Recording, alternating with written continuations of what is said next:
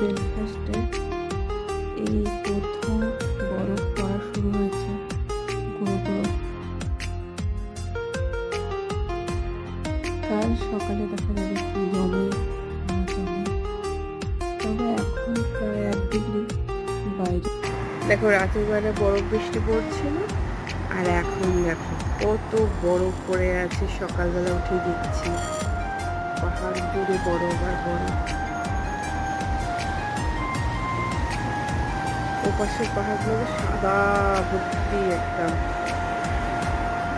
আজকে ভীষণ ঠান্ডা, এখন 2 ডিগ্রি হতো, এরপরে আবার -1 হবে দেখা যাচ্ছে।